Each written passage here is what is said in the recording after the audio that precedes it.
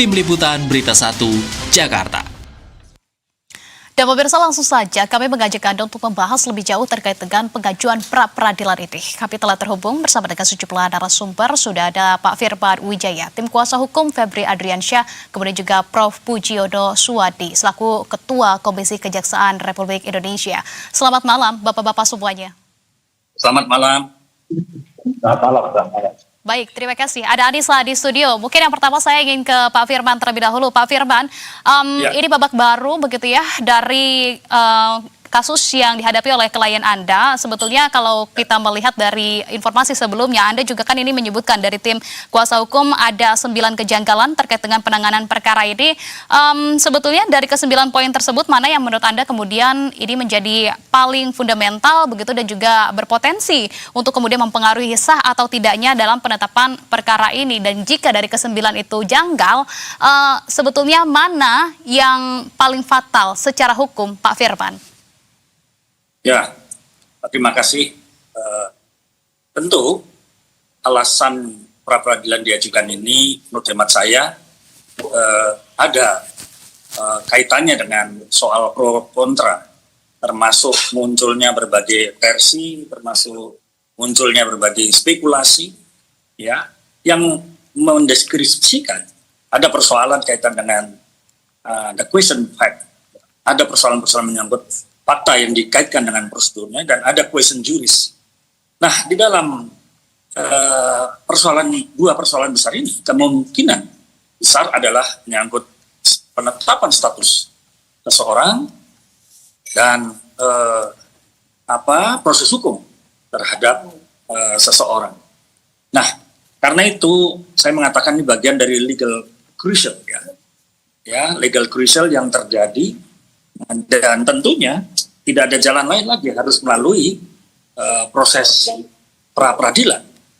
Nah, di dalam substansi yang sebenarnya terbagi dua di dalam proses pra-peradilan ini, yaitu ada kaitannya dengan pasal 3, pasal 4, pasal 5, yang sebenarnya berurusan dengan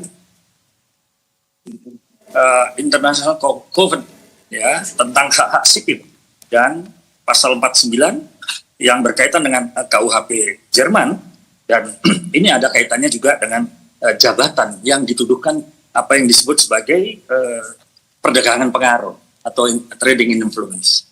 Nah, pada persoalan ini sangat serius, karena belum ada undang-undang atau hukum positif yang mengatur soal ini. Nah, ini satu masalah. Kemudian kedua, tidak adanya tindak pidana, ya, asal yang jelas, itu sampai hari ini. Nah, karena itu, menurut hemat saya, sebenarnya persoalan-persoalan yang menyangkut tindak pidana asal yang jelas, itu secara kausalitas itu, menurut hemat saya, menjadi persoalan fundamental. Jadi ketika seseorang itu dituduhkan bahwa ada sejumlah emas, ya, ada sejumlah valuta asing, ya, kemudian tidak bisa begitu saja, ya, dimaknai atau diarahkan sebagai tindak pidana TPPU, ya, karena tidak mungkin ada follow up crime kalau tidak ada tindak pidana asalnya. Itu yang paling krusial juga berkaitan dengan prosedur administrasi yang diarahkan pada beliau.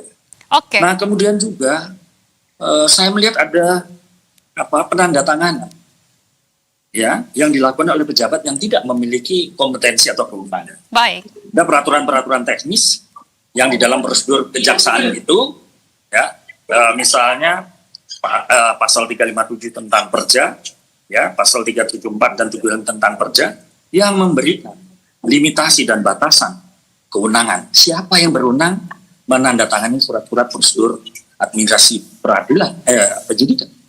Nah, yang kemudian paling krusial dan paling fatal menurut saya adalah duplikasi, ya, status tersangka. Yang pertama, ya, beliau dikenakan status tersangka oleh penyidik Polda. Yang kedua, ditetapkan status tersangka juga oleh Kejaksaan Agung. Jadi pada satu perbuatan yang sama, kemudian ya terjadi dua penetapan status tersangka. Ini yang menurut hemat kami, hemat saya, ini merupakan pelanggaran prosedur hukum acara pidana yang sangat serius. Baik, saya langsung saja ke Prof. Puji. Prof. Puji, bagaimana? Ini Anda selaku kemudian yang fokus pada pengawasan, begitu ya, tentunya dengan langkah penyidik, terutama tadi dari 9 poin yang tadi kita pakai hampir semua fokus pada permasalahan administrasi dan juga prosedur dari formulirnya, formalitasnya, begitu. Kalau menurut Anda seperti apa, Pak Prof. Puji? Ada dua. Pertama adalah aspek pra-peradilan itu kan hak dari tersangka ya. Dalam maksudnya adalah Pak Firman, beserta dengan kuasa hukum yang lain bisa mengkonstruksikan apapun terkait dengan usaha hukum untuk memperjuangkan hak-hak dari klien. Dan itu diatur dalam KUHP. Jadi tidak ada masalah. Tinggal kemudian kan pembuktian formil itu nanti seperti apa. Jadi ada dua hal itu. Nah, aspek-aspek formil yang dipersoalkan Pak Firman itu tinggal nanti diuji saja di persidangan dan tentu jaksa juga sudah mempertimbangkan terhadap argumentasi yang disampaikan oleh Pak Firman untuk kemudian dihadirkan nanti di persidangan pra-peradilan pertama. Nah, yang kedua dalam aspek materi. Nah, aspek formil itu kan tidak serta-merta kemudian menyebutkan 1000 aspek materialnya. Jadi ya bahwa formil itu nanti taruhlah misalnya dikabulkan, itu adalah menggugurkan status terhadap sprindik yang dibuat. Nah, ketika kemudian kejaksaan meyakini bahwa ada aspek material yang belum hilang, bisa kemudian dilakukan tik lagi. Jadi tidak ada masalah. Jadi hak yang harus kita hormati bahwa siapa tersangka itu bisa melakukan proses pra-peradilan sebagaimana diatur dengan KUHP, tentu dengan secara argumentasi yang dimiliki, argumentasi yang dipunyai, itu hak dari yang bersangkutan. Tetapi sekali lagi itu aspek formil. Nah, aspek materialnya itu di sisi yang lain, yang saya pikir juga ketika nanti ada dua jalan ya, saya pikir juga kejaksaan juga sudah mempertimbangkan betul ya. Proses formil itu juga sudah dilihat dan mereka juga sudah punya argumentasi untuk kemudian berhadapan nanti di proses persidangan pra-peradilan. Dan saya meyakini kejaksaan sudah mempersiapkan itu juga. Makanya kemudian kenapa kemudian Pak Febri diperiksa lagi sebagai saksi, tidak langsung kemudian tersangka, itu bagian untuk kemudian menutup celah-celah di aspek formil itu. Ya, toh demikian kan semua proses pasti juga akan ada argumentasi kontra. Tidak ada masalah sebenarnya. Oke, baik, silahkan ditanggapi Pak Firman. Ya, pada dasarnya saya menghormati pandangan Prof.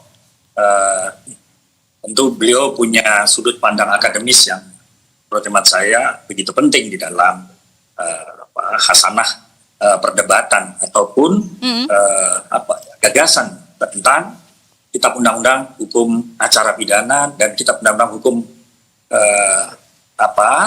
acara pidana yang lama dan acara yang pidana yang baru. Nah, ada satu prinsip yang sebenarnya Prof, menurut hemat saya sebenarnya tidak boleh ada standar ganda apakah akan memperlakukan hukum acara pidana yang lama atau hukum acara pidana yang baru secara sekaligus. Karena ada prinsip lex posterior daripada lex prior. Ya, tentu undang-undang yang lama dikalahkan dengan yang baru. Tapi di dalam perkembangan hukum acara atau prinsip acara yang pidana yang baru, dua-duanya sebenarnya tidak bisa digunakan. Ya, kalau di antara salah satunya itu justru memberatkan. Ada prinsip asas favorabs, ya, ketentuan yang diterapkan adalah yang paling ringan. Nah, kami melihatnya di sini ada semacam standar ganda yang digunakan, ya, menggunakan prinsip-prinsip hukum acara yang menurut hemat kami membingungkan karena kita undang-undang acara pidana kita yang baru sudah menegaskan prinsip itu bahwa harus diterapkan prinsip asas favorabs itu, ya. Mana ketentuan yang paling meringan. Nah, kami lihat di situ ada problem prosedural penggunaan pasal-pasal itu. Oke, itu problem prosedural yang dilihat oleh tim kuasa hukum. Kalau begitu, Prof. Pujiodo, lantas apabila nantinya kemudian ditemukan begitu ya benar ada pelanggaran prosedur administrasi dalam proses penyidikannya, bagaimana seharusnya kemudian hal itu disikapi begitu ya oleh Anda dan juga tim, sejauh mana kemudian pelanggaran prosedur itu dapat mempengaruhi dari kredibilitas penanganan perkara itu sendiri maupun juga untuk kekuatan pembuktiannya nanti di persidangan, Prof. Pujiodo? Ya, ini kan masih seandainya ya. Dan pengujiannya kan masih nanti di persidangan. Jadi kita hormati saja pendapat dari Pak Firman di satu sisi bersama tim kuasa hukum. Nah, sementara di sisi yang lain kejaksaan juga punya argumentasi. Nah, kalaupun toh kemudian kan ada dua kemungkinan. Kemungkinan pertama adalah gugatan pra peradilan diterima, dan yang kemungkinan kedua adalah ditolak. Nah, kalau kemudian kemungkinan diterima, ya baru kita bicara. Tapi kalau kemungkinan itu ditolak, ya kan berarti prosedur jalan terus. Sehingga menurut saya yang penting adalah sekarang ini adalah proses berjalan, bahwa ada gugatan pra peradilan bagian dari integrated criminal justice system yang kemudian diberikan bagian dari juga perlindungan terhadap semua pihak termasuk pihak tersangka, maka kemudian punya hak dalam proses itu melakukan gugatan pra peradilan, ya silahkan kemudian diajukan, dan kejaksaan juga punya argumentasi untuk kemudian membantah segala dalil-dalil yang nanti kemudian disampaikan. Tinggal nanti keputusannya kita tunggu di Jakarta Selatan di persidangan. Nah, kalau nanti putusannya dari dua hal itu baru kemudian kita diskusikan lagi nanti.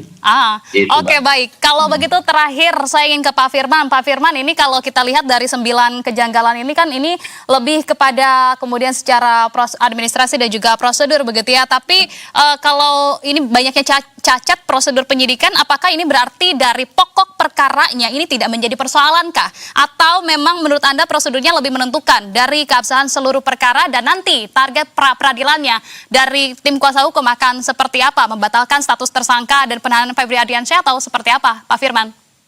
Ya, jadi menurut teman saya ada tonggak sejarah yang penting, yaitu Miranda Warning ya, atau Miranda Rules yang pernah menjadi inspirasi dari kitab undang-undang hukum acara pidana yang lama. Namun menurut teman saya juga menjadi aspek penting di dalam penegakan hukum acara pidana, yaitu asas fair trial atau fairness process. Di mana dalam Miranda Warning itu sebenarnya ada dua prinsip penting. Yang pertama, sekalipun benar ya secara substansial seandainya itu benar, tapi dilakukan dengan cara-cara yang unprocedural, ya unprofessional judgment itu ya maka proses peradilan pidana, ya, segala produk-produk yang dilahirkan termasuk penetapan tersangka bisa dibatalkan. Baik. Nah, yang kedua ada soal pembuktian. Ada prinsip yang namanya fruit poisonous tree, pohon beracun. Ya. Dalam pengungkapan atau penggunaan atau mengambil satu alat bukti.